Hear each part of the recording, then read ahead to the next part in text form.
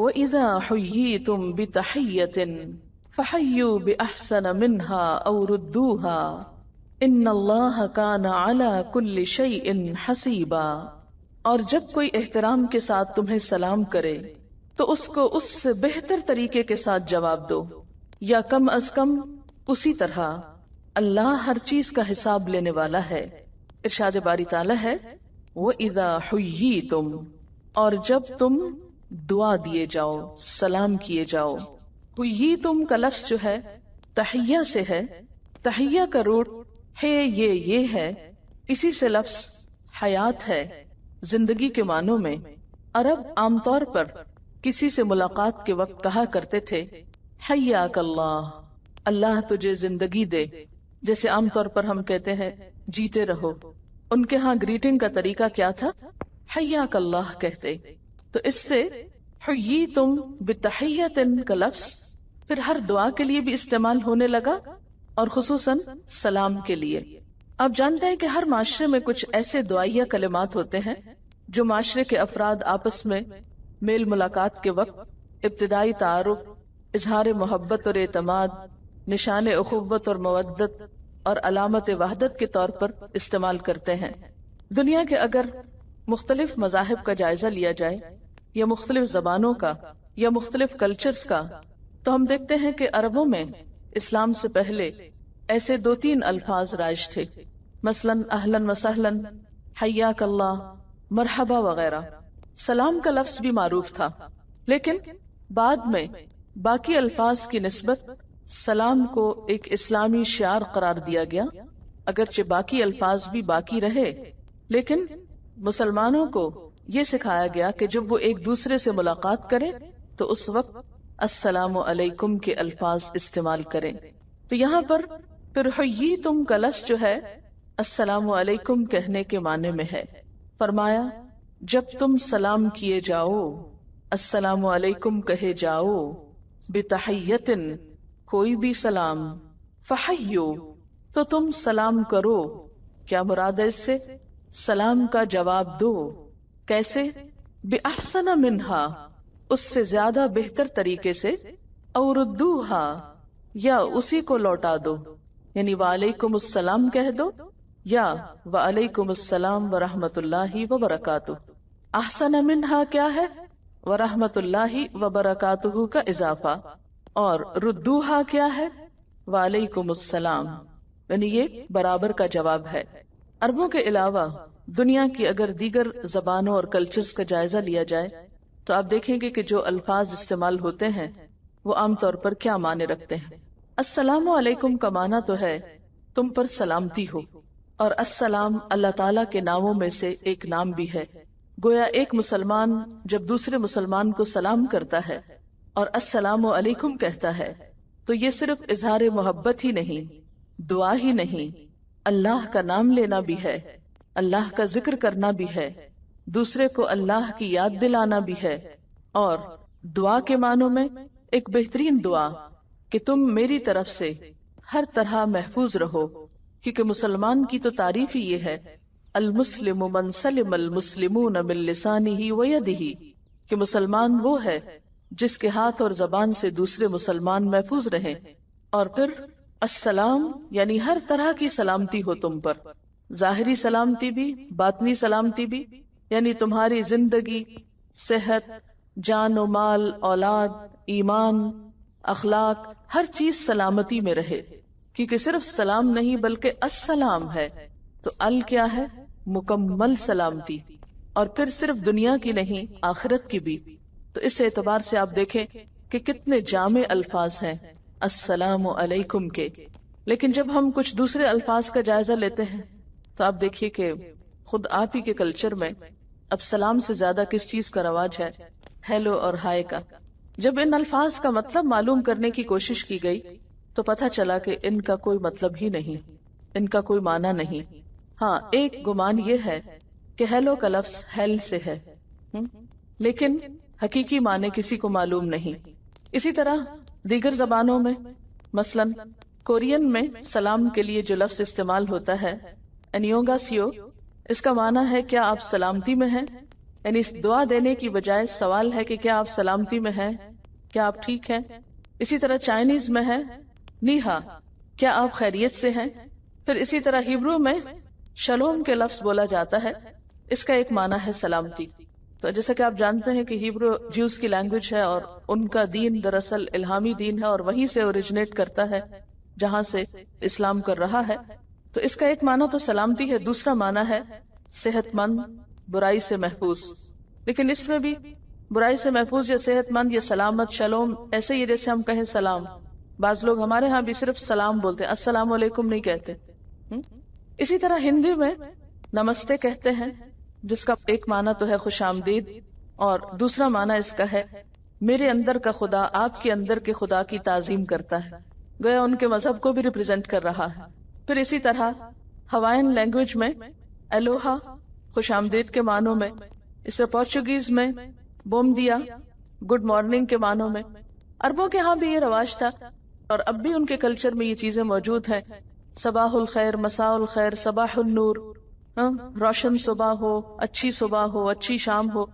انگریزی میں بھی کچھ اور لفظ گڈ مارننگ، گڈ ایوننگ، تو وہ سب بھی آپ دیکھیں کہ وقتی سلامتی یا وقتی اچھائی کی بات ہے اور اس میں بھی دعا نہیں ہے. دعا کا ایک طرح سے معنی پایا جاتا ہے کہ تمہاری صبح اچھی ہو یا شام اچھی ہو. لیکن اسلام میں کیا ہے؟ السلام علیکم، السلام، صبح کیا، شام کیا، دوپہر کیا، پوری زندگی. اور صرف یہ زندگی نہیں، آخرت بھی، ہر طرح کی خیر اور سلامتی ہو. پھر اسی طرح اٹالین میں چاؤ، اس کا معنی بھی ہائے ہے. پھر اسی طرح افریکنز میں داگسی. پھر اسی طرح جرمن میں گوٹن تاگ، آپ کا دن اچھا گزرے. اسی طرح فیوجن لینگویج میں ہوبو، آپ کیسے ہیں. پھر اسے ساؤتھ افریکن میں ہو از اٹ، یعنی ہاؤ از اٹ، سب کچھ کیسا ہے، اور اسی کا جواب ہوتا ہے جیمبو، کچھ گڑبڑ نہیں.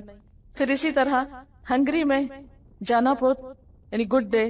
پھر ساؤتھ افریقہ میں کہتے ہیں زولو، ساؤ بونا، مجھے آپ نظر آ رہے ہیں، آئی سی یو. پھر اس طرح مالی میں انیبارا، آپ اور آپ کا کام کیسا ہے. پھر اسی طرح سلووینیا میں زنجو، جس کا معنی ہے لمبی زندگی پاؤ. تو آپ دیکھیں گے کہ مختلف زبانوں یا مختلف علاقوں میں سلام کا جو لفظ ہے وہ بھی انکمپلیٹ ہے. اور اس میں ادائیگی میں بھی آپ دیکھیں ان الفاظ کا اگر صحیح پروننسیشن بھی آپ کو معلوم ہو وہ کیسے ساؤنڈ کرتا ہے. جیسے وہ چائنیز میں بتا رہے نیہا، اور دوسری طرح السلام علیکم. تو آپ دیکھیں کہ جو ساؤنڈ ہے اس کا بھی ایفیکٹ فرق ہے. ایک لفظ آپ سنتے ہیں تو وہ آپ کی طبیعت پہ اور طرح گزرتا ہے، دوسرا سنتے ہیں تو اس کا اثر کچھ اور ہوتا ہے. تو السلام علیکم کہنا صرف ایک لفظ بولنا ہی نہیں بلکہ ایک دعا دینا ہے، دوسرے کی خیر چاہنا ہے، بھلائی چاہنا ہے. امام ابن عیینہ کا ایک قول نقل کیا گیا کہ انہوں نے کہا کہ اتدری ما السلام، کیا تم جانتے ہو کہ سلام کس چیز کا نام ہے؟ پھر انہوں نے اس کی وضاحت کی کہ سلام کرنے والا دراصل یہ کہہ رہا ہوتا ہے کہ تم میری طرف سے بالکل مطمئن رہو، امن میں رہو، بے خوف رہو، یعنی مجھ سے تمہیں کوئی پریشانی نہیں ہوگی.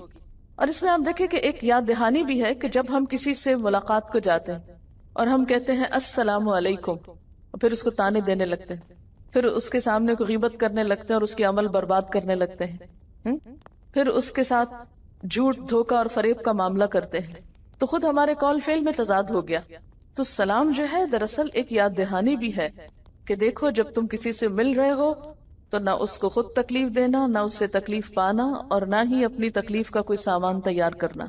لیکن چونکہ ہم اس لفظ کی روح ہی کو نہیں سمجھتے اس لیے کبھی شعوری طور پر سلام نہیں کیا، صرف ایک روایت کے طور پر، ایک رواج کے طور پر. اسی طرح کچھ اور کلچرز میں بھی، اور یہ انڈیا پاکستان میں السلام علیکم بھی نہیں، السلام علیکم بھی نہیں، بلکہ صرف آداب عرض ہے. اور بزرگ جواب میں کیا کہتے ہیں؟ جیتے رہو.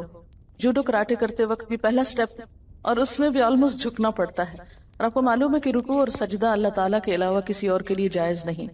یہ کہہ رہی ہیں کہ انہوں نے کسی کو جیتے رہو کی دعا دی تو انہوں نے کہا باجی یہ کیا دعا ہے، جی تو رہا ہی ہوں، کوئی اور دعا دو.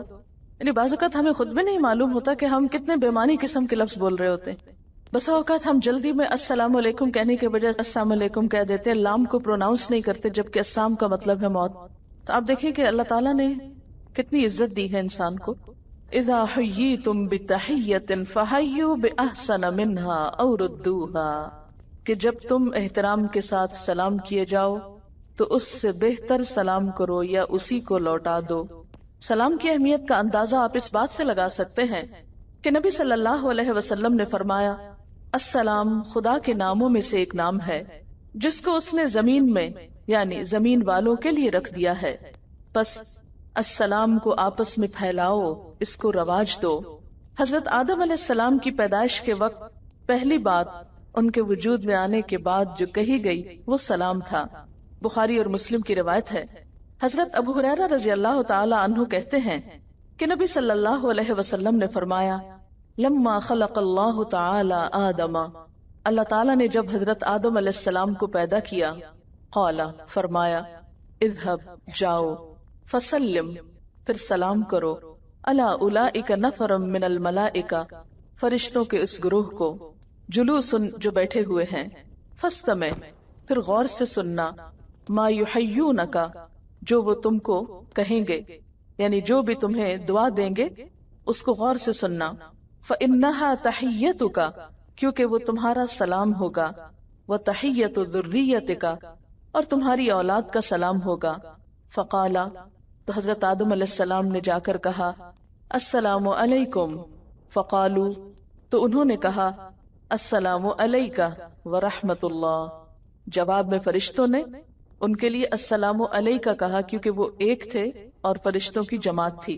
فزادوہ ورحمت اللہ اور انہوں نے رحمت اللہ کا اضافہ کیا کیونکہ بے احسن منہا کرنے کے لیے۔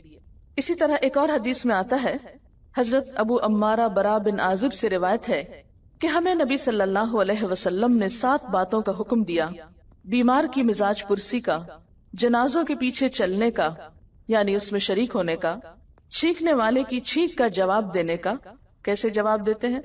یرحمک اللہ کہہ کر، کمزور کی مدد کرنے کا، مظلوم کی فریاد رسی کرنے کا، سلام پھیلانے کا اور قسم دلانے والے کی قسم پوری کر دینے کا۔ یہ بھی بخاری اور مسلم کی روایت ہے۔ نبی صلی اللہ علیہ وسلم نے فرمایا، سب سے بڑا بخیل وہ ہے جو سلام کرنے میں بخل کرے، یعنی جو سلام نہ کرے۔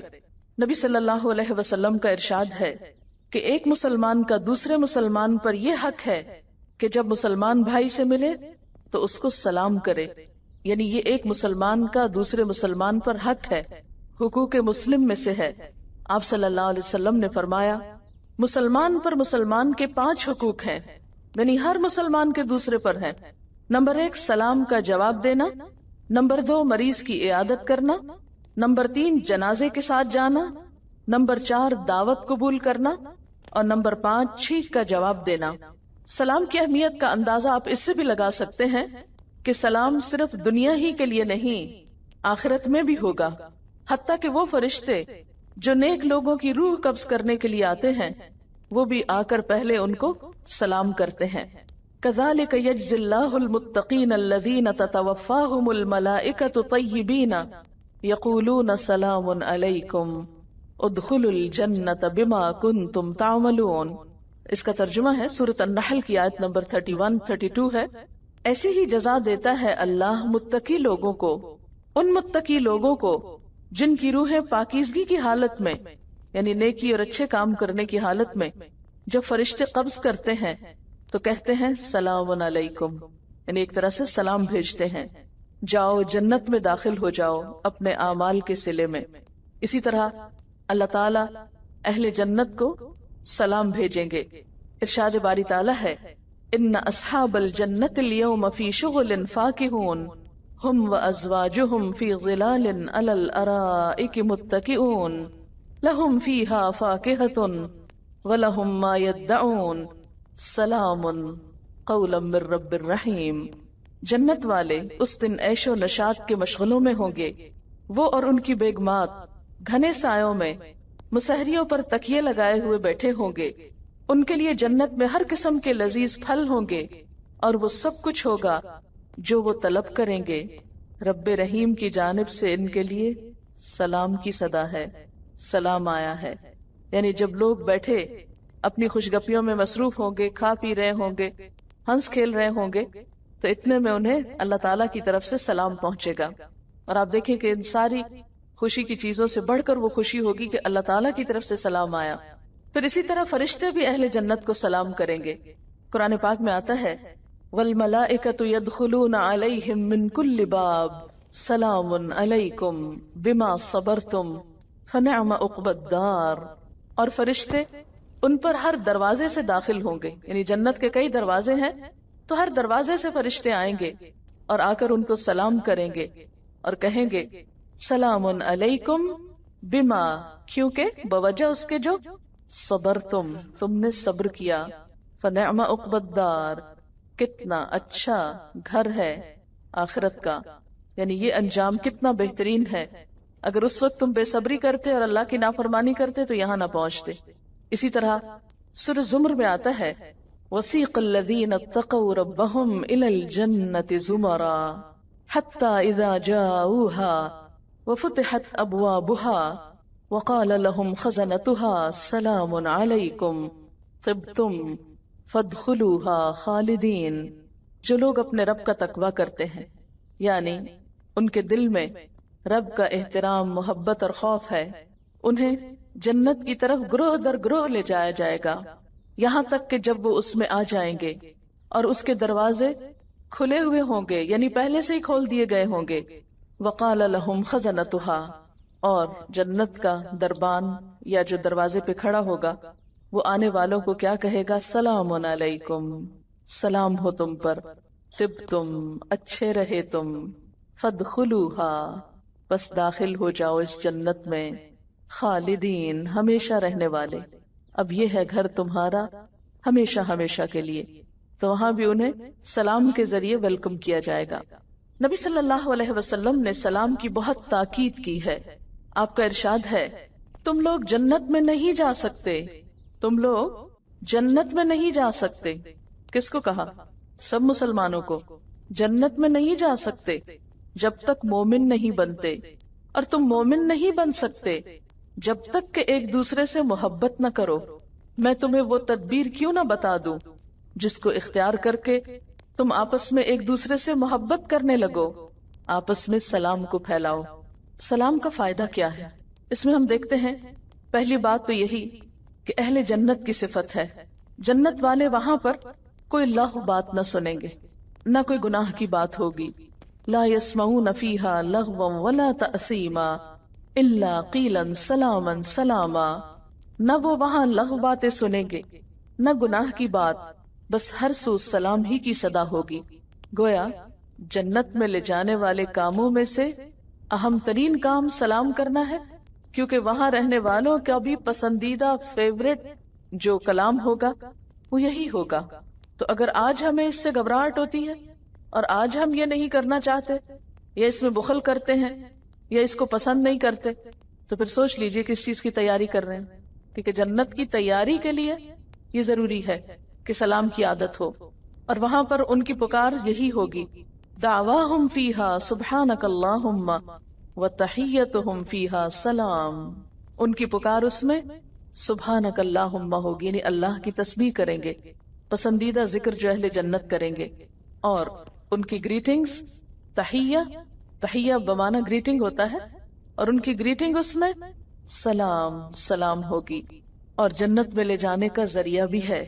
حضرت ابو یوسف عبداللہ بن سلام سے روایت ہے، میں نے آپ صلی اللہ علیہ وسلم کو فرماتے ہوئے سنا، اے لوگو سلام کو پھیلاؤ، یعنی اس کو رواج دو، عام کرو، لوگوں کو کھانا کھلاؤ، رشتوں کو ملاؤ، یعنی صلہ رحمی کرو، اور اس وقت اٹھ کر نماز پڑھو جب لوگ سوئے ہوئے ہوں، تو تم جنت میں سلامتی کے ساتھ داخل ہو جاؤ گے. پھر یہ کہ سلام اللہ تعالیٰ کے قرب کا ذریعہ ہے. نبی صلی اللہ علیہ وسلم نے فرمایا وہ آدمی اللہ کے زیادہ قریب ہے جو سلام میں پہل کرتا ہے.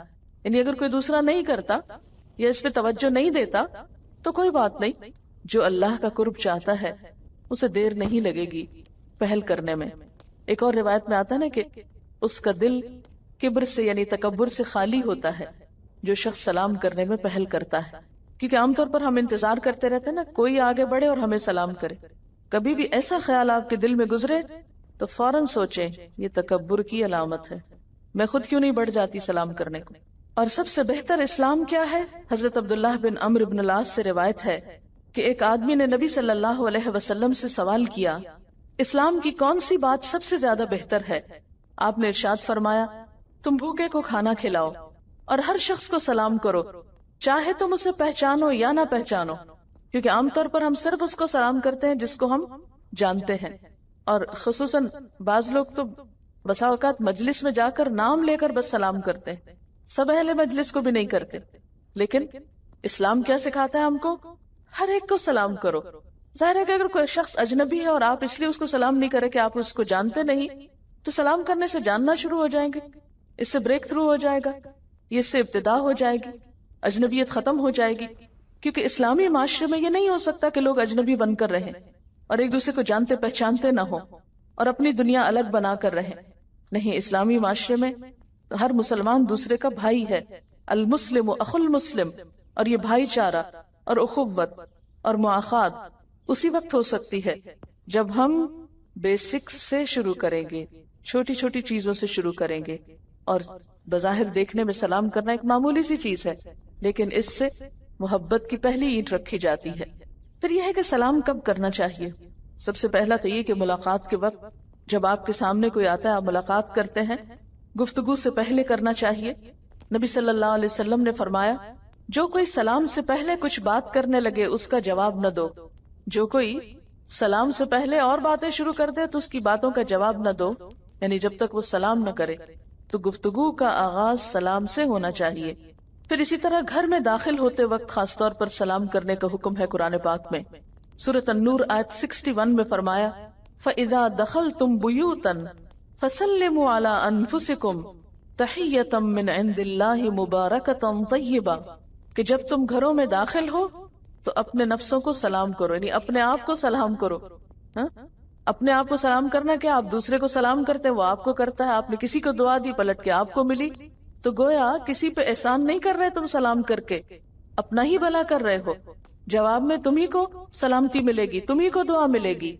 تحیۃ من عند اللہ، یہ اللہ کی طرف سے گریٹنگز ہے، یہ اللہ کا حکم ہے، اللہ نے یہ طریقہ تم کو سکھایا ہے۔ کیسا طریقہ ہے؟ مبارکتن، برکت والا، طیبتن، بہت عمدہ۔ لیکن افسوس کہ آج ہم مسلمان اس مبارک، طیب، اللہ کی طرف سے آئے ہوئے تحفے کو چھوڑ کر غیروں کے الفاظ کو اپنے لیے فخر کا سبب سمجھتے ہیں، بیکار قسم کے الفاظ بولنے کو اپنے لیے بہت عزت کا سبب سمجھتے ہیں، بہت آنر سمجھتے ہیں اس میں کہ ہم دوسروں کی بے معنی چیزیں اپنے میں لے آئے ہیں۔ قرآن پاک میں اللہ تعالیٰ کا حکم بھی ہے، اور اسی طرح اپنے گھر کے علاوہ کسی دوسرے کے گھر میں جب داخل ہو تو اس وقت بھی سلام کرنا چاہیے۔ یعنی یہ سلام صرف اپنے رشتہ داروں کے لیے نہیں بلکہ کسی اور کے گھر میں جاتے ہوئے بھی ہے۔ سورۃ النور کی آیت 27 میں آتا ہے، یا ایھا الذین آمنوا لا تدخلوا بیوتا غیر بیوتکم حتی تستأنسوا وتسلموا علی اہلہا، اے لوگو جو ایمان لائے ہو، اپنے گھر کے سوا کسی دوسرے کے گھر میں داخل نہ ہو یہاں تک کہ تم انس حاصل کر لو اور اس کے رہنے والوں پر سلام نہ بھیج لو۔ کیونکہ بسا اوقات ہم ایسے ہی کسی کے گھر میں داخل ہو جاتے ہیں، دوسرا شخص ڈر جاتا ہے دیکھ کے کہ پتہ نہیں کون آ گیا۔ تو اس میں اسلامی ادب اور اخلاق کیا ہے کہ بلند آواز سے سلام کیا جائے تاکہ دوسرا کسی خوف کا شکار نہ ہو۔ پھر حضرت انس رضی اللہ تعالیٰ عنہ بیان فرماتے ہیں کہ آپ نے مجھ سے فرمایا، اے بیٹے، حضرت انس کو جو آپ کے پاس تقریباً 10 سال رہے تھے آپ کی خدمت میں، فرمایا، اے بیٹے، جب تم اپنے گھر والوں کے پاس جاؤ تو سلام کرو اور تمہارے گھر والوں پر برکت ہوگی۔ یعنی سلام کرنا گھر میں برکت کا ذریعہ ہے۔ عام طور پر ہم کہتے ہیں معلوم نہیں کیا ہے، گھر میں برکت نہیں ہے، بہت کچھ زندگی میں لیکن برکت نہیں۔ کبھی نہیں سوچا کہ وہ ایک چھوٹی سی چیز مسنگ ہے جو برکتیں لانے کا سبب ہے اور جس کا نام سلام ہے۔ ہم دیکھتے ہیں کہ فرشتے جب حضرت ابراہیم علیہ السلام کے پاس آئے ملاقات کے لیے تو آ کر انہوں نے کیا کیا؟ قرآن پاک میں آتا ہے، اذ دخلوا علیہ فقالوا سلاما، جب اس پر داخل ہوئے تو آ کر پہلے سلام کیا۔ پھر اسی طرح کسی مجلس میں پہنچ کر، یعنی بعض اوقات آپ کسی گھر میں نہیں ہوتے، کسی کے گھر نہیں جاتے بلکہ کسی ایسی جگہ پر جاتے ہیں جہاں کوئی مجلس ہے، کسی اوپن جگہ پر یا کسی اسکول میں، کالج میں، کہیں بھی جہاں لوگوں کا اکٹھ ہو، تو آپ صلی اللہ علیہ وسلم کا ارشاد ہے کہ جب تم کسی مجلس میں پہنچو تو سلام کرو، اور جب وہاں سے رخصت ہونے لگو تو پھر سلام کرو۔ یعنی سلام صرف ابتدا میں یا آغاز میں ہی نہیں، اختتام مجلس پر بھی ہونا چاہیے. اور یاد رکھو کہ پہلا سلام دوسرے سلام سے زیادہ مستحق کے اجر نہیں ہے. یعنی تم یہ مت سمجھو کہ صرف پہلے سلام کا ثواب ہوگا، جب نکلتے وقت سلام کرو گے تو اس کا بھی اتنا ہی اجر ہوگا. اور پھر یہ کہ خاص طور پر مجلس میں پہنچ کر سب کو سلام کرنا چاہیے. آپ صلی اللہ علیہ وسلم کا ارشاد ہے، قیامت کے قریب لوگ مجلسوں میں صرف مخصوص لوگوں کو سلام کیا کریں گے. یہ قیامت کی نشانیوں میں سے ایک نشانی. پھر یہ کہ کتنی دفعہ سلام کریں. صحابہ کرام کا طریقہ تو یہ تھا کہ اگر کہیں جاتے وقت راستے میں درخت کی اوٹ آ جاتی اور پھر سامنے آتے تو دوبارہ سلام کر لیتے تھے. آپ کا ارشاد ہے، جو شخص اپنے مسلمان بھائی کو ملے تو اس کو سلام کرے، اور اگر درخت یا دیوار یا پتھر بیچ میں اوٹ بن جائے اور وہ پھر سامنے آئے تو پھر اس کو سلام کر لے. پھر اسی طرح بازار میں جا کر بھی سلام کرنا چاہیے. مثلاً آپ کسی شاپ میں داخل ہوئے تو پہلے سلام کریں، پھر سودا بازی کریں.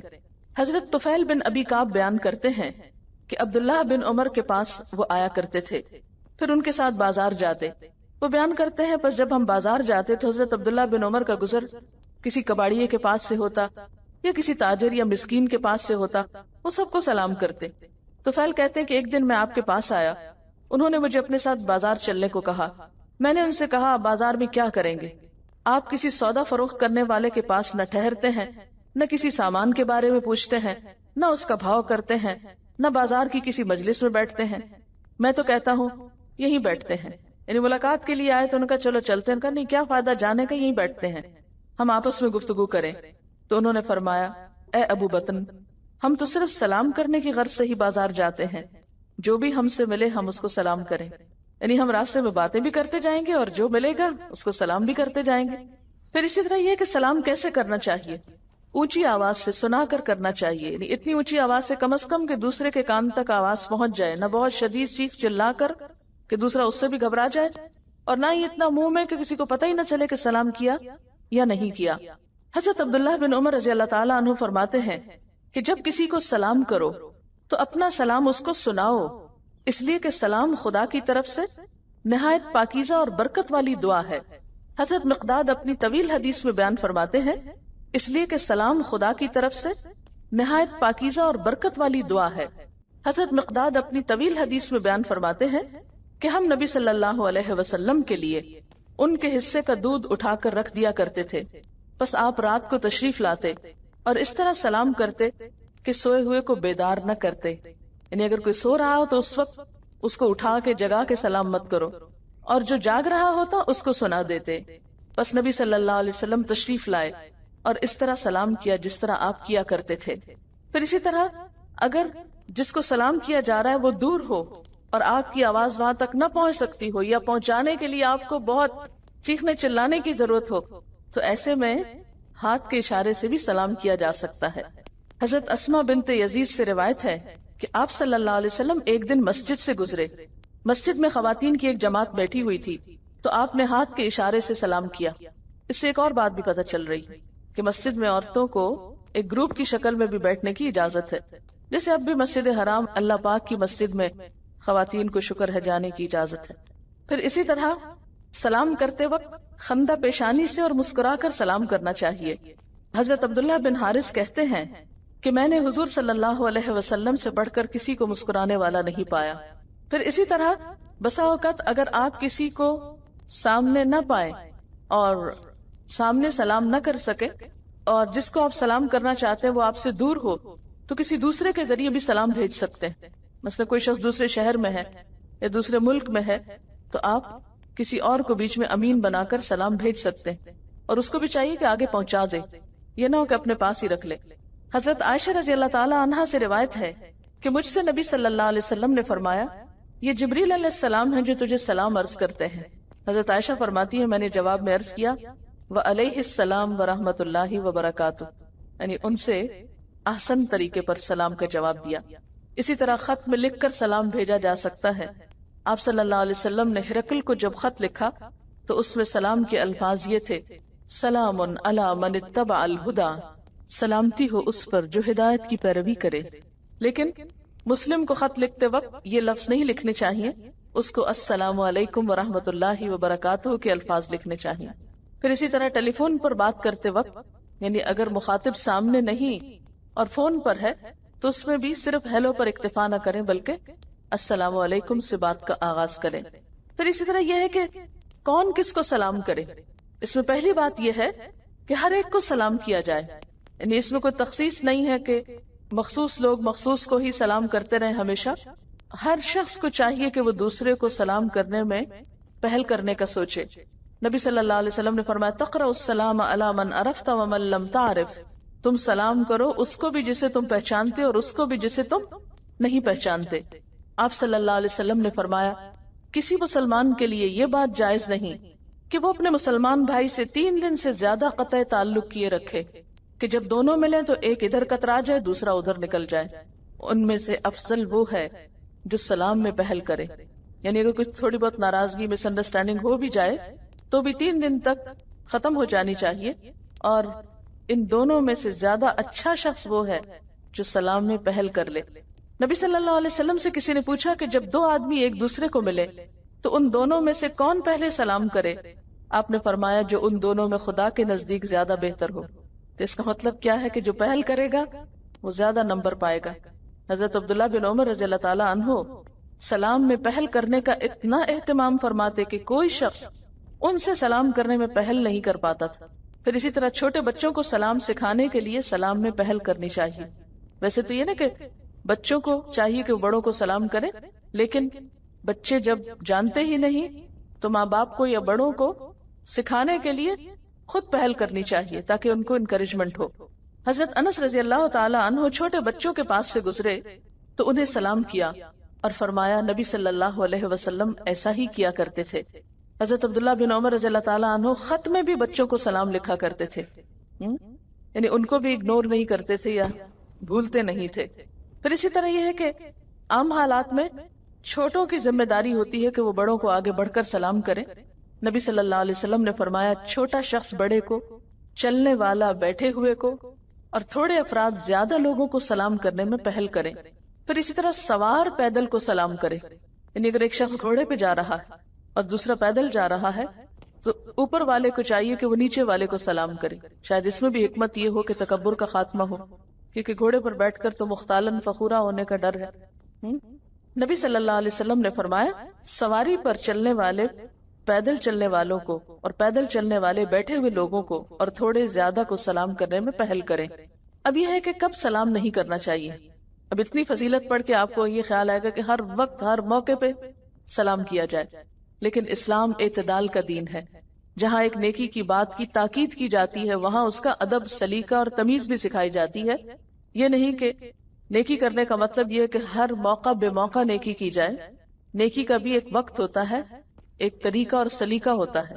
نمبر 1، جب لوگ قرآن و حدیث پڑھنے یا پڑھانے میں مصروف ہوں، مثلا اس وقت کلاس ہو رہی ہے، اب یہ درست نہیں ہوگا کہ کوئی آئے اور بلند آواز سے سلام کرے اور سب اس کی طرف توجہ کرے، وعلیکم السلام کرے، اور ابھی ایک لائن اور پڑھی جائے تو پھر ایک اور آ جائے اور پھر وہ سلام کرے، تو یہ طریقہ درست نہیں ہے۔ اسی طرح جب کوئی شخص انڈیویجولی بھی قرآن پاک کی تلاوت کر رہا ہو تو اس کو سلام نہیں کرنا چاہیے تاکہ اس کا سیکوینس نہیں ٹوٹے، یا کوئی شخص پڑھنے میں مصروف ہے اس کو سلام نہیں کرنا چاہیے جا کر، کیونکہ اس کی پڑھائی ڈسٹرب ہوتی۔ اور ہمارے ہاں حال یہ ہے کہ اگر کہیں آپ بیٹھ جائیں پڑھنے تو پھر آپ کی خیر نہیں، کہ اسی وقت سب کو آپ اچھے لگتے ہیں اور اسی وقت سب آپ کو سلام کرتے ہیں۔ اور بعض لوگ تو اتنے مہربان ہوتے ہیں کہ ہاتھ کا قلم چھڑوا کے، کتاب بند کرا کے ہاتھ بھی ملاتے ہیں، مسافہ بھی کرتے ہیں، معانقہ بھی کرتے ہیں، اور پھر دنیا بھر کی خبریں بھی معلوم کرتے لیتے اور دیتے ہیں۔ لیکن آپ دیکھیں کہ ایک ایک منٹ قیمتی ہوتا ہے، اور خصوصاً آپ کو یہ معلوم ہے کہ جب آپ کوئی کام کر رہے ہوتے ہیں، خصوصاً پڑھنے کا کام کر رہے ہوتے ہیں، تو آپ کے دماغ میں ایک پوری فلم چل رہی ہوتی، کوئی شخص آ کے اس کو بریک کر دیتا ہے تو دوبارہ اس کو جوڑنے میں مشکل پیش آتی۔ کبھی آپ مشین پہ کپڑے سیے تو آپ نے دیکھا ہوگا کہ دھاگا ٹوٹ جائے تو کتنی کوفت ہوتی کہ دوبارہ ڈالنا پڑے گا، مشکل پیش آتی۔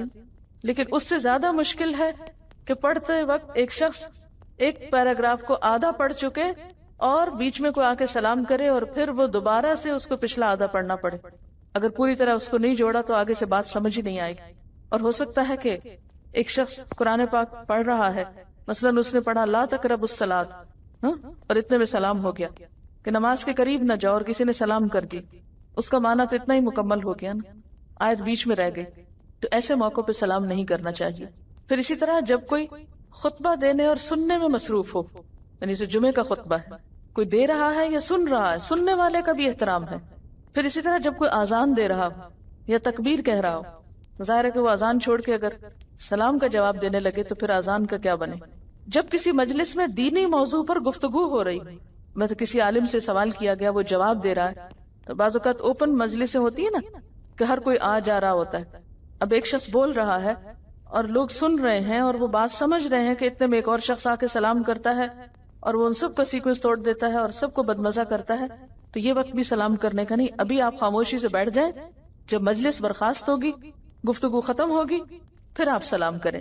پھر اسی طرح جب استاد پڑھانے میں مصروف ہو، یعنی خواہ قرآن پڑھا رہا ہو یا میتھمیٹکس پڑھا رہا ہو، اس وقت سلام نہیں کرنا چاہیے. اسی طرح جب کوئی قضاء حاجت کے لیے بیٹھا ہو، یعنی ٹوائلٹ میں ہے یا نہا رہا ہے، تو اس وقت سلام نہ کرے. اسی طرح جب کوئی شخص کسی حرام کام کا ارتکاب کر رہا ہو، کوئی فحش کام کر رہا ہو، کوئی بے حیائی کا کام کر رہا ہو، تو اس وقت وہ سلامتی کا مستحق نہیں ہوتا، دعا کا مستحق نہیں ہوتا. مثلا ایک شخص ڈرنک کر رہا ہے، ایسا شخص جو کھلم کھلا اعلانیہ طور پر کوئی حرام کام کر رہا ہو، غلط کام کر رہا ہو، تو اس کو بھی سلام نہیں کیا جائے گا. پھر اسی طرح یہود و نصارہ کو سلام کرنے میں پہل نہیں کرنی چاہیے. نبی صلی اللہ علیہ وسلم نے فرمایا یہود و نصارہ کو سلام کرنے میں پہل نہ کیا کرو. لیکن اگر کوئی ایسی مجلس ہے جس میں سب ملے جلے بیٹھے ہیں تو اس وقت آپ پہل کر سکتے ہیں اگر باہر سے آ رہے ہیں. اور ان کو جواب کس طرح دینا چاہیے؟ حضرت انس رضی اللہ تعالیٰ عنہ سے روایت ہے کہ نبی صلی اللہ علیہ وسلم نے فرمایا جب تمہیں اہل کتاب سلام کریں تو تم وعلیکم کہا کرو. اور یہ یاد رکھیے کہ سلام کی ابتدا کرنے والے کو جواب دینے والے کے مقابلے میں زیادہ ثواب ملتا ہے. حضرت عمران بن حسین کا بیان ہے کہ نبی صلی اللہ علیہ وسلم تشریف فرما تھے کہ ایک آدمی آیا، اس نے آ کر السلام علیکم کہا، آپ نے سلام کا جواب دیا اور فرمایا 10 نیکیاں. پھر ایک دوسرا آیا، اس نے کہا السلام علیکم ورحمۃ اللہ، آپ نے فرمایا 20 نیکیاں، یعنی جواب دینے کے بعد. اس کے بعد تیسرا آیا، اس نے کہا السلام علیکم ورحمۃ اللہ وبرکاتہ، آپ نے فرمایا 30 نیکیاں. اور یہ یاد رکھیے کہ بس وبرکاتہ تک ہی ہے، اس سے آگے کچھ نہیں. ابن عباس نے ان 3 لفظوں سے زیادتی کرنے والوں کو یہ کہہ کر روک دیا کہ سلام برکت تک مکمل ہو جاتا ہے، اس سے آگے کچھ مت بولو، کیونکہ کچھ لوگ کو جنت حلال اور دوزخ حرام وغیرہ کے فتوے بھی دینے لگتے ہیں. پھر اسی طرح ایک سوال یہ ہے کہ خواتین کا غیر مردوں کو سلام کرنا، اس کے بارے میں کیا حکم ہے؟ تو بات یہ ہے کہ اگر فتنے کا ڈر نہ ہو، یعنی کسی خرابی کا اندیشہ نہ ہو، تو دونوں ایک دوسرے کو سلام کر سکتے ہیں. مثلا اگر آپ بازار میں گئے ہیں، آپ دکان میں گئے ہیں، تو ظاہر اور باتیں اگر آپ کر سکتے ہیں، اس سے بھاؤ تاؤ کر سکتے ہیں، تو سلام کیوں نہیں کر سکتے؟ لیکن جہاں یہ خدشہ ہو کہ اس سلام سے بات آگے بڑھ جائے گی اور خرابی پھیلے گی، تو وہاں اجتناب کرنا چاہیے، وہاں ریزرو ہو کے ضرورت کی بات کرے انسان اور وہاں سے ہٹ جائے. کیونکہ ہم دیکھتے ہیں کہ نبی صلی اللہ علیہ وسلم مسجد میں جب تشریف لے گئے اور خواتین بیٹھی ہوئی تھی تو آپ نے ان کو ہاتھ کے اشارے سے سلام کیا. اس سے یہ پتہ چلتا کہ سلام تو کر سکتے ہیں، لیکن اس میں بھی ایک محتاط رویہ ضروری ہے. اور اسی طرح اگر کوئی مرد آ کر سلام کرتا ہے تو اس کو جواب دے سکتے ہیں، خصوصاً گھر میں جو رشتہ دار وغیرہ آتے ہیں تو اس میں. اور اسی طرح اگر ٹیلی فون پہ آپ کسی سے بات کر رہے ہیں تو جہاں بات کر لی تو وہاں سلام بھی ہو سکتا ہے. اور باتوں میں بھی جیسے غلط بات کرنے سے منع کیا گیا، اللہ کی نافرمانی کی باتیں منع ہے، تو اسی طرح اللہ کے نافرمانی کے کاموں میں پھر سلام دعا نہیں ہوگی. سلام کے علاوہ مصافحہ اور معانقہ بھی کیا جاتا ہے. مصافحہ کیا ہے؟ مصافحہ کا لفظ صف سے ہے، صف کہتے ہیں ہتھیلی کو، یعنی ہتھیلی سے ہتھیلی ملانا. اور اس کے بارے میں کیا حکم ہے کہ جب تک ایک مسلمان کا ہاتھ دوسرے مسلمان کے ہاتھ میں رہتا ہے تو دونوں کے گناہ جھڑتے رہتے ہیں. ایک اور جگہ پر آپ صلی اللہ علیہ وسلم نے فرمایا تصافحوا یذھب الغل، ایک دوسرے سے مصافحہ کیا کرو، اس سے دلوں کا غل کینہ جاتا رہے گا. یعنی اگر آپ کے دل میں کسی کے لیے کوئی بیڈ فیلنگ ہے، کوئی ناراضگی ہے، کوئی دل میں ایسے ہی میل ہے دوسرے کے بارے میں، تو کیا کرو، اس سے ہاتھ ملاؤ. یہ ایک نفسیاتی حربہ ہے. ہر چیز میں اعتدال ضروری ہے کہ بعض لوگ ہاتھ پکڑتے ہیں تو چھوڑتے ہی نہیں، پھر اس میں بہت مشکل ہو جاتی ہے کیونکہ دوسرے کو موقع نہیں دیتے. اس قدر شرمندگی ہوتی ہے کہ کسی دوسرے کا آگے آیا ہوا ہاتھ انسان ادھر سے کھینچنا برا اور ادھر دوسرے کو انتظار کرانا برا. تو اس میں ہم میں سے ہر ایک کو اتنی سمجھ بوجھ کا ثبوت ضرور دینا چاہیے کہ موقع محل کی مناسبت سے ہی ہاتھ پکڑے. یا تو دیر تک پکڑے رکھتے ہیں یا پھر اتنے زور سے دباتے ہیں کہ ہڈی پسلی ایک کر دیتے ہیں۔ اچھا، یہاں ایک حدیث ہے جس میں سلام اور جواب دونوں کے لیے ہی 30 نیکیوں کی بات کی گئی۔ جب دو مسلمان ملے تو ان میں سے ایک السلام علیکم ورحمۃ اللہ وبرکاتہ اور دوسرا جواب میں وعلیکم السلام ورحمۃ اللہ وبرکاتہ کہے تو ہر ایک کو 30 نیکیاں ملتی ہیں، اور مصافحہ کرنے سے دونوں کے گناہ معاف کر دیے جاتے ہیں، اور یہ صغیرہ گناہوں کی بات ہے۔ بخاری اور مسلم کی ایک اور حدیث ہے، فرشتے اس مسلمان پر تعجب کرتے ہیں جو مسلمان کے پاس سے گزرتا ہے اور اسے سلام نہیں کرتا۔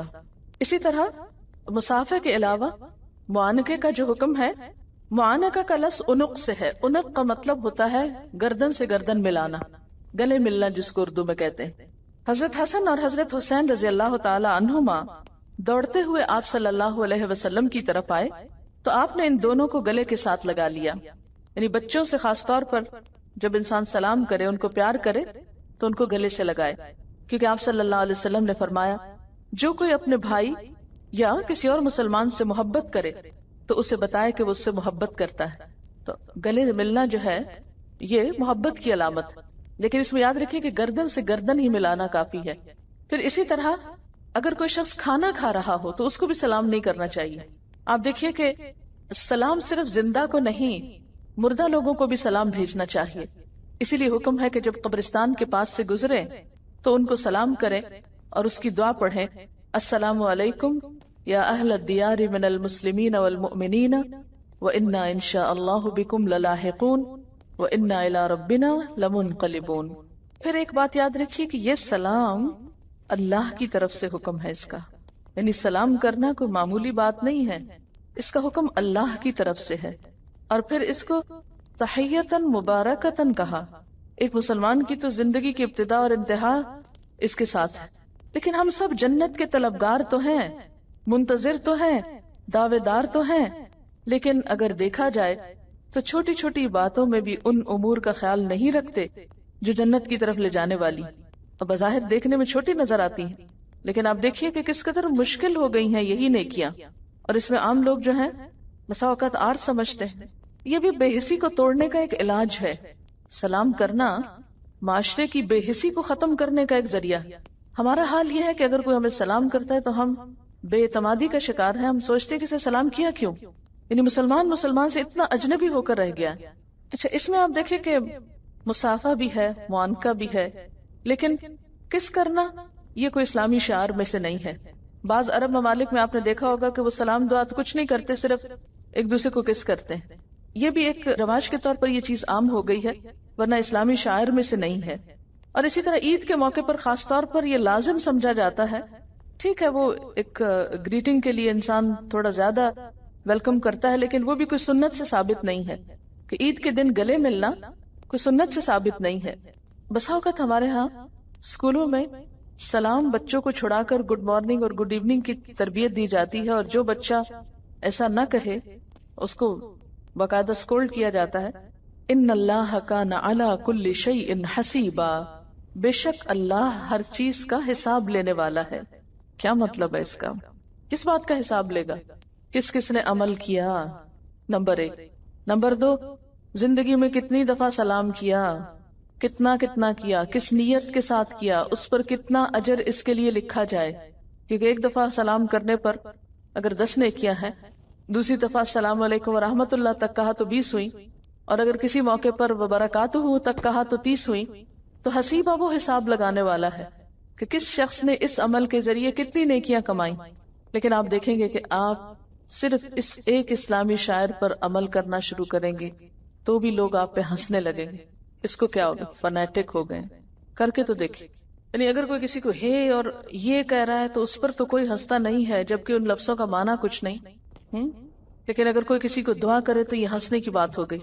اچھا، بعض لوگ تو باقاعدہ مذاق سا اڑا کر السلام علیکم، یعنی وہ لہجے میں ہی ایک طنزیہ سا انداز ہوتا ہے یا ہوٹنگ کا انداز ہوتا ہے، تو یہ بات بھی درست نہیں ہے، کیونکہ السلام اللہ کا نام ہے، ادب ہی سے لینا چاہیے۔ آپ دیکھیے کہ حضور صلی اللہ علیہ وسلم نے جب یہ فرمایا کہ جس کو تم پہچانتے ہو جس کو نہیں پہچانتے، اور پھر یہ حکم کہ ہر ایک کو سلام کیا جائے، تو اس میں آپ دیکھیے کہ آپ کو اپنے سرونٹس تک کو سلام میں پہل کرنا ہوگی۔ یہ نہیں کہ آپ ان سے ایکسپیکٹ کریں کہ وہ آپ کو سلام کرے، اور اگر نہیں کرے تو ان کو ڈانٹے کہ سلام کیوں نہیں بولا۔ اور پھر آپ دیکھیے کہ سلام کرنے سے ایک دم وہ جو بیریئر ہوتے ہیں یا وہ جھجک ہوتی ہے یا وہ ایک پردہ سا حائل ہوتا ہے اجنبیت کا، وہ ہٹ جاتا ہے اور صحیح معنی میں ایک اسلامی بھائی چارہ سامنے آتا ہے۔ یہ کہتی کہ ایک مرتبہ کسی گاڑی کے ساتھ یہ ٹیک لگا کر کھڑے تھے، کسی عرب معاشرے کی بات کر رہی ہیں، تو ان کو ظاہر اپنی گاڑی چلانی ہوگی، تو بجائے اس کے کہ وہ سٹارٹ کر کے آپ کو انڈیکیشن دیتے، انہوں نے آ کر زور سے السلام علیکم کہا، تو یہ فوراً سمجھ گئے کہ اب انہیں کیا کرنا چاہیے۔ دیکھ کتنا خوبصورت طریقہ کہ بغیر کچھ کہے صرف دعا دینے سے مسئلہ حل ہو گیا۔ ورنہ اگر آپ اس موقع پر کسی کے طرح آپ جگہ چھوڑ دیجئے، ہٹیے میں چلانے جا رہا ہوں یا کچھ بھی، تو اس کا ایک امپیکٹ ہی اور ہوتا۔ عام طور پر یہ سمجھا جاتا ہے کہ سلام جیسے گھر میں داخل ہونے کی بات ہے تو عموماً ہم اس وقت سلام کرتے ہیں جب ہمیں کوئی نظر آ رہا ہو۔ تو گھر میں داخل ہو کر کوئی نظر آئے یا نہ آئے، بلند آواز سے سلام کہنا چاہیے۔ اگر تو کوئی ہوگا اور سامنے نظر نہیں آ رہا تو اس کو پتہ چل جائے گا کہ آپ گھر پہ آ چکے ہیں، اور اگر وہ ہے نہیں، کوئی بھی نہیں ہے، تو فرشتے وغیرہ یا اور مخلوق اگر کوئی ہے وہاں تو وہ جواب دے گی۔ لیکن اللہ کا حکم ہے کہ گھر میں داخل ہوتے وقت سلام کرو۔ تحیہ کا لفظ جو ہے یہ تحفے کے لیے بھی استعمال ہوا ہے مجازن، بیسیکلی تو سلام ہی ہے، لیکن سلام بھی ایک تحفہ ہوتا ہے جو زبان سے دیا جاتا ہے۔ تو عام ہدیے کے معاملے میں بھی یہی ہے کہ اگر تم کو کوئی دے تو کیا کرو، فَحَيُّوا بِأَحْسَنَ مِنْهَا أَوْ رُدُّوهَا، کہ جب تمہاری دینے کی باری آئے، کوئی موقع آئے، تو کوشش کرو اس سے زیادہ اچھی چیز دو اس کو، یا کم از کم اتنی تو دو۔ اب آپ دیکھیں کہ ہمارے ہاں شادی بیاہ کے موقع پہ کیا ہوتا ہے، جب کوئی منہ دکھائی دے رہے ہوتے ہیں تو ساتھ بیٹھے کاپی کتاب سنبھالے، قلم کاغذ لکھا جا رہا ہوتا ہے، اور باقاعدہ گن گن کے رکھا جا رہا تھا کتنا دیا، پھر وہ کافی معلوم نہیں کتنے سال تک سنبھالی رہتی ہے۔ لیکن آپ دیکھیں کہ کرنسی کا ریٹ جو ہے وہ بڑھتا گھٹتا رہتا ہے۔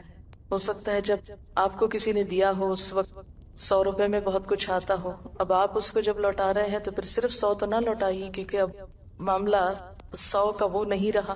تو ایسا حساب کتاب نہیں کہا گیا کہ کرو، کیونکہ اس سے تحفے کی جو اصل خوبصورتی ہے وہ ختم ہو جاتی ہے۔ تحفہ کس لیے ہوتا ہے؟ محبت بڑھانے کے لیے، نہ کہ بغض پیدا کرنے کے لیے۔ ہمارے ہاں یہ لینا دینا محبتیں نہیں نفرتیں بڑھا رہا ہے، شادی بیاہ کے موقعوں پہ خاص طور پہ، کہ نقص نکالے جاتے ہیں، اس پر منہ بنایا جاتا ہے۔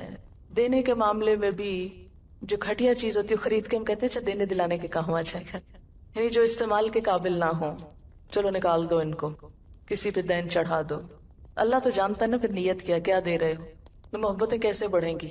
ایسے دینے سے محبت نہیں بڑھتی، اس دینے سے محبت بڑھتی ہے جو دل کی گہرائی سے دیا جائے، خواہ ایک چھوٹی سی چیز ہی کیوں نہ ہو۔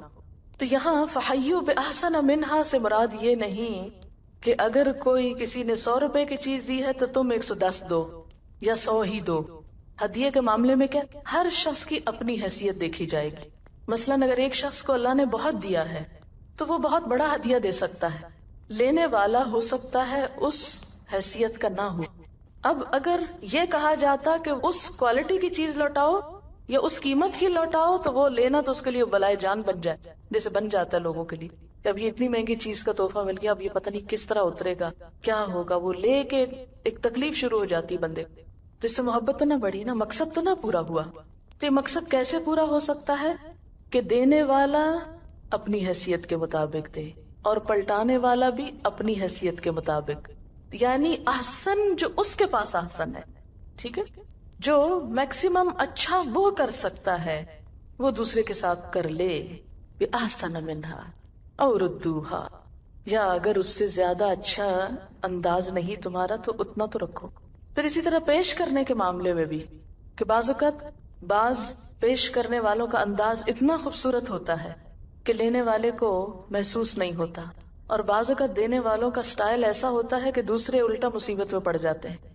جس طرح صدقہ دے کر اذیت دینا، احسان جتانا منع ہے، اسی طرح تحفہ دے کر اس کو مینشن کرنا، احسان جتانا، اذیت دینا یہ منع ہے۔ کیونکہ تحفے کے معاملے میں کیا ہے، تہادو تحابو، ایک دوسرے کو ہدیہ دو، محبت بڑھتی ہے۔ لیکن اگر وہ مقصد پورا نہیں ہو رہا، بڑھنے کی بجائے نفرت بڑھ رہی ہے، بغض و عداوت بڑھ رہی ہے، دوری آ رہی ہے، اور صرف ایک بزنس ہو رہا ہے یا نمائش ہو رہی ہے، تو یہ چیز درست نہیں۔ کہ بعض اوقات انسان دوسرے کے بھلے کے لیے یا دوسرے کی خوشی کے لیے نہیں کرتا، اپنی نمائش کے لیے شروع کر دیتا ہے۔ تو ان ساری چیزوں سے بچ کر سلام کا جواب ہو یا تحفے کا جواب، اس میں کیا ہو؟ خلوص، محبت، چاہت، چاہے چھوٹی سی چیز ہی کیوں نہ ہو، لیکن چھوٹی سے مراد بیکار والی نہیں۔ بہتر چیز کیا ہوتی ہے؟ کہ جو کسی دوسرے کو فائدہ پہنچائے۔ لیکن عام طور پر ہمارے معاشرے میں کچھ چیزیں بے سوچے سمجھے ہم کرتے ہیں، اور اس سے کیا ہوتا ہے کہ دینے والا بھی ایک تکلیف اٹھاتا ہے، لینے والا بھی ایک مصیبت میں پڑ جاتا ہے، اور وہ چیز کسی کا بھی استعمال کی نہیں ہوتی، کام ہی نہیں آتی۔ مثلا ہمارے ہاں عموماً کیا رواج ہے کہ جب کسی کے گھر جاؤ کیک لے کر جاؤ یا مٹھائی لے کر جاؤ، اور اکثر مٹھائی کی دکانوں کے جو لکھے ہوتے ہیں 1948 سے 1920 سے 100 سال پرانی دکانیں، وہ کس طرح چلتی رہی، بزنس فلرش کرتا ہے تو ہی وہ اتنا عرصہ قائم رہتی ہے نا، وہ نام، وہ برانڈ، وہ سب کچھ قائم رکھا جاتا ہے۔ تو ہمارے ہاں ایک رواج کی بات ہے، یہ فیشن کی بات ہے کہ جاؤ تو ایسی ہی کوئی چیز لے کے جاؤ۔ مثلا بعض اوقات آپ کسی مریض کی عادت کے لیے جا رہے ہیں اور لے جا رہے ہیں مٹھائی، تھوڑی سی تو سینس استعمال کرنی چاہیے کہ کس موقع کی مناسبت سے لے کے جا رہے ہیں۔ مثلا شہد کی بوتل ہو سکتی ہے، مثلا کوئی فروٹ ہو سکتا ہے، مثلا کوئی وائٹامنز ہو سکتے ہیں، مثلا کوئی اچھی کتاب ہو سکتی، مثلا کوئی اچھی کیسٹ ہو سکتی ہے کہ لیٹ کے سنتا رہے۔ ایک کیک اور مٹھائی کا ڈبہ ہی کیوں آخر؟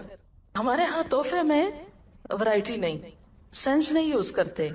مثلا عید کے موقع پہ آپ دیکھیں ہر شخص کیک کا تبادلہ کر رہا ہے، اب فریج میں بھی جگہ نہیں کہ اس کو رکھا جائے، کھانے کو بھی دل نہیں کہ کتنے کیک کھائیں گے آپ، ایک مصیبت ہوگی نا تحفہ۔ اب آپ دیکھیں کہ صرف مخصوص چیزیں ہی ہم نے کیوں سمجھ لی کہ یہی تحفہ ہو سکتا۔ اب آپ دیکھیں کہ جب اچھی چیزیں سرکولیٹ کرتی ہیں، اچھی چیزیں، مثلا اچھی کتاب، اچھی نصیحت، کوئی بھی اچھی استعمال کی چیز، تو اس میں کیا ہوتا ہے، ایک سروے میں نے پڑھا تھا، کون سا گفٹ لے کر آپ زندگی میں بہت خوش ہوئے یا کس سے لے کر، تو بہت سے لوگوں نے خوشبو کا لکھا ہوا تھا جو نمبر 1 تھا گراف، اور مشکل ہے کہ خوشبو مہنگی اتنی کہ اس کو افورڈ کرنا مشکل ہوتا ہے۔ تو ایسی صورتوں میں فلاورز بھی ہو سکتے ہیں، ان کی بھی بعض اوقات اتنی بے حرمتی ہوتی ہے کہ ان کی بھی قدردانی نہیں ہوتی، یا بعض اوقات آپ دیکھیں کہ ہم کئی 100 کا ایک بوکے ایک اوکیزن کے لیے لے لیتے ہیں، اور ہو سکتا ہے کہ وہ شخص مثلا آپ کا رشتہ دار ہے، آپ کو پتا ہے کہ اس کے گھر میں کھانے کو نہیں ہوتا 2 وقت صحیح طور پہ، اس کے بچے دودھ نہیں پی رہے، پتا ہوتا ہے رشتہ داروں میں، لیکن ہم وہاں ان بچوں کو کوئی غذائیت والی چیز دینے کی بجائے ان کو بھوکے دے رہے ہیں۔ اب وہ بےچارے کیا کریں گے اس کو دیکھ دیکھ کے، کتنی دیر خوش ہوں گے دیکھ کے، ان کے پیٹ میں کچھ نہیں ہے۔ کیوں؟ اس لیے کہ ان معاملات میں ہم صرف فیشن کو دیکھتے ہیں کہ رواج کیا ہے، صرف ظاہریت کے اوپر جاتے ہیں۔ اچھا بعض اوقات اور کیا کرتے ہیں، چیز اندر بیکار سی ہے، اوپر اتنا قیمتی غلاف چڑھا دیں گے کہ اصل چیز سے زیادہ ریپنگ کے اوپر، پیکنگ کے اوپر خرچ کیا ہوا ہے۔ اب یہ بھی دراصل کیا ہے، ایک دکھاوا، ایک ریاکاری۔ ٹھیک ہے، احسن طریقے سے آپ پیش کریں، میلے شاپر میں نہ دیں یا کالے شاپر میں نہ دیں کسی کو، لیکن ضروری بھی نہیں کہ آپ مہنگے سے مہنگا ریپنگ پیپر ہی خرید کر اس میں دیں، ایک نارمل چیز سے بھی کام چل سکتا ہے۔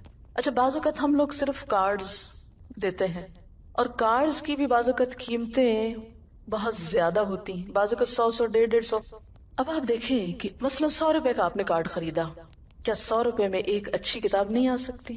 آ سکتی ہے نا۔ اس اچھی کتاب کے شروع میں آپ جو چاہیں لکھ دیں، پہلے فرنٹ پیج پہ جو کارڈ میں لکھا ہے نا، کسی میں سارا نقل کر کے لکھ دیں، تو وہ کارڈ کہاں جاتا ہے پتہ ہے نا آپ کو۔ لیکن اگر ایک اچھی کتاب ہوگی، کہیں کسی شیلف میں رکھی ہوگی، کبھی تو بور ہو کے اٹھا کے پڑھ ہی لے گا نا کوئی، جب کچھ نہیں ملے گا وہی پڑھ لے گا، آپ کے لیے صدقہ جاریہ ہو جائے گا۔ تو ایک مسلمان کا ہر کام با مقصد ہوتا ہے، وہ ہر چیز سے ثواب کماتا ہے۔ جیسے ایک بزنس مین ہوتا ہے نا، اس کا دماغ ہر وقت کہاں کام کر رہا ہوتا ہے، کہاں کس موقع سے کیسے فائدہ اٹھایا جا سکتا ہے، کہاں ایگزیبیشن ہو سکتی ہے، کہاں انٹروڈکشن کرایا جا سکتا ہے، کس طرح سیل بڑھائی جا سکتی ہے۔ مارکیٹنگ ایک پورا شعبہ بن گیا ہے۔ دنیا کے کاروباروں کے لیے تو ہم اتنا سوچتے ہیں، آخرت کمانے کے لیے کیوں نہیں سوچتے کہ ایک گفٹ بھی دے رہے ہیں اس پہ بھی خرچ کر رہے ہیں، کیوں نہ ایک اچھی چیز دیں جو کسی کے پیٹ میں جائے، اس کی بھوک مٹے تو جنت کمائے، کسی کے تن پہ جائے تو جنت کمائے، کسی کے استعمال میں آئے تو فائدہ ہو، کوئی اس سے پڑھ لے تو فائدہ ہو، کوئی سن لے تو فائدہ ہو۔ کتنا ویسٹ آف منی ہے ہمارے ان تحفوں تحائف میں۔ اگر وہ ایک پیکنگ 10 یا 20 روپیز کی بھی ہے 25 کی بھی ہے، تو کیا ایک اچھی کیسٹ 25 کی نہیں دی جا سکتی کہ جس کو کوئی گھر جا کے سنے اور اس کی دنیا بدل جائے، اس کا دل بدل جائے اور آپ کی آخرت بن جائے؟ کبھی ہم سوچیں تو کہ کیا کر رہے ہیں نا، ہمارا پیسہ، ہمارا وقت، آتے کہ چھوٹی چھوٹی پیکنگ کرنے میں کتنا ٹائم ویسٹ کر لیتے ہیں آپ۔ ان چیزوں کو آسان کر دیں، ہلکا کر دیں، خوبصورت ضرور رکھیں لیکن آسان کریں زندگی کو۔ وآخر دعوانا ان الحمد للہ رب العالمین۔